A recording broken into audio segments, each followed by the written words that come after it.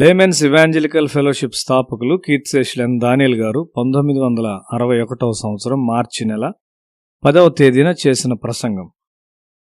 107వ కీర్తన ఒక స్తుతి కీర్తన. వారు కృతజ్ఞతార్పణలు చెల్లించుదురుగాక అని ఈ కీర్తనలో చెప్పబడుతూ ఉన్నది. కృతజ్ఞతా స్తుతి చెల్లించుట దేవునికి ఒక బలియాగం అర్పించుట లాంటిది. మనము తరచుగా కృతజ్ఞతాస్తుతి చెల్లించట్లో విఫలమవుతాము. ఎందుకనగా మనము దేవుని గూర్చిన గ్రహింపు లేని వారము.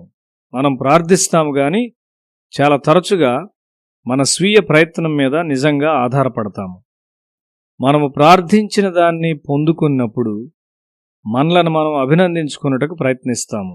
అది విశ్వాసము కానే కాదు. భారతదేశంలో భక్తి ఎక్కువగా స్వీయ ప్రయత్నంతో కూడినది. ప్రజలు భక్తిని భౌతికమైన తీర్థయాత్రలుగా మరియు సామాజిక కార్యకలాపములుగా మార్చివేశారు. ఇట్టి క్రియలు చేయుట ద్వారా మనుషులు తమను తాము సంతృప్తి పరుచుకుందురు. దేవుని స్తుతించుటకు వారు కారణమును కనుగొనరు. క్రైస్తవ పని దీనికి వ్యతిరేకమైనది. నీ స్వీయ ప్రయత్నం ద్వారా దేవుని సన్నిధిలో నీవు పొగడ్తను లేక యోగ్యతను సంపాదించలేవు. ఇండియాలోని క్రైస్తవులు స్వీయ ప్రయత్నమును బోధించు హైందవ మూలములను కలిగి ఉన్నారు. మన భౌతిక కార్యముల ద్వారా భక్తిని చేయుటకు మనం ప్రయత్నిస్తాం. మన సొంత ప్రయత్నం ద్వారా మనం రక్షణను గాని ఆశీర్వాదమును గాని మనం సంపాదించుకొనలేము. దేవుని వాక్యమునకు నీవు తప్పక విధేయత చూపవలసి ఉన్నావు. దేవుని సహాయం లేకుండా నీవు దీన్ని చేయలేవు. దేవుని సహాయం లేకుండా దేవుడు ఉద్దేశించిన మేరకు ఏ మనిషి దేవుని వాక్యమునకు విధేయత చూపలేడు. దేవుని ప్రమాణములు ఎంతో ఉన్నతమైనవి. మనంతట మనము ఆయన తృప్తిపరచలేము. దేవుని దయకు యోగ్యమైనది మనలో ఏమీ లేదు.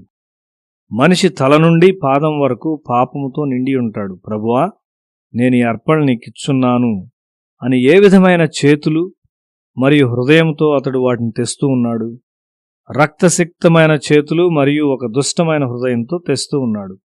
రోమాపత్రిక 3వ అధ్యాయం 10 నుండి 14 వరకు చూస్తే ఇందును గూర్చి వ్రాయబడినదేమనగా, నీతిమంతుడు లేడు, ఒక్కడునూ లేడు, గ్రహించువాడెవడనూ లేడు, దేవుని వెదకువాడెవడనూ లేడు, అందర్నూ త్రోవ తప్పి ఏకముగా పనికిమాలిన వారైరి, మేలు చేయువాడు లేడు, ఒక్కడైననూ లేడు, వారి గొంతుక తెరచిన సమాధి, తమ నాలుకతో మోసం చేయుదురు, వారి పెదవుల క్రింద సర్పవిషమున్నది, వారి నోటి నిండా శపించుటయు పగయు ఉన్నవి. మనము ఆ విధమైన మనుష్యులము. ఆపరేషన్ గదిలోనికి ఒక శుభ్రమైన తెల్లని చేతిగుడ్డను మనం తీసుకుని రావచ్చు. గాయమును శుభ్రపరచుటకు వైద్యుడు దాన్ని అంగీకరించునా? లేదు. స్టెరిలైజ్ చేయబడని వాటిని వారు అంగీకరించరు. చాకలి ఇప్పుడే ఉతికి తెచ్చాడని నీవు చెప్పవచ్చు. అయితే నీవు నీ చాకలి ఆపరేషన్ గదికి చాలిన శుభ్రత లేనివారని వైద్యుడు నీతో చెప్పును. దేవుని ఎదుట మనం అట్లే ఉన్నాం.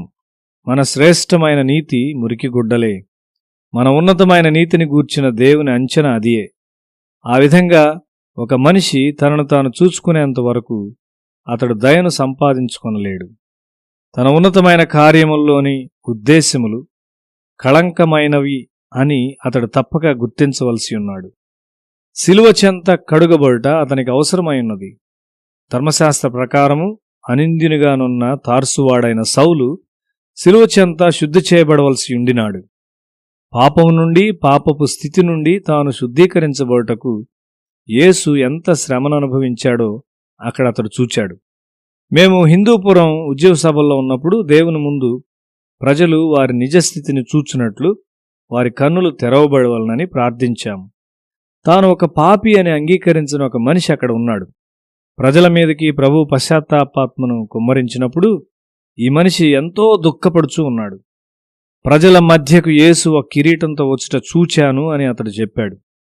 ఈ మనిషి యేసుని పిలుచుట ప్రారంభించాడు. అతడు పిలుచున్నప్పటికీ యేసు ఇతరుల వైపు చూస్తూ ఉన్నాడు గాని అతని వైపు చూచుట్లేదు. మేం పాపులము కాదు అని చెప్పేవారికి యేసు కనికరము లభ్యం కాదు.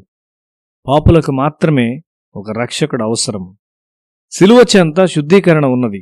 తన పాపపు స్థితి నుండి శుద్ధీకరించబడుటకు యేసు చేసిన గొప్ప బలియాగము నిమిత్తము మనిషి ఎంతో కృతజ్ఞత కలిగి ఉండాలి.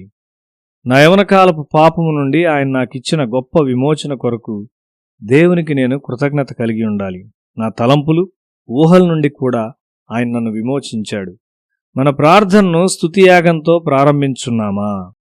ఈ స్తుతి అనే బలియాగముతో మన దినమును ప్రారంభించున్నామా? కొంతమంది క్రైస్తవులు వారి దినమును పరిశుద్ధ సంస్కారంతో ప్రారంభిస్తారు. మంచిదే. అయితే అక్కడ నిజమైన కృతజ్ఞత ఉన్నదా? ఎక్కడ కృతజ్ఞతా స్తుతి ఉండునో అక్కడ పరలోకము దిగివచ్చును.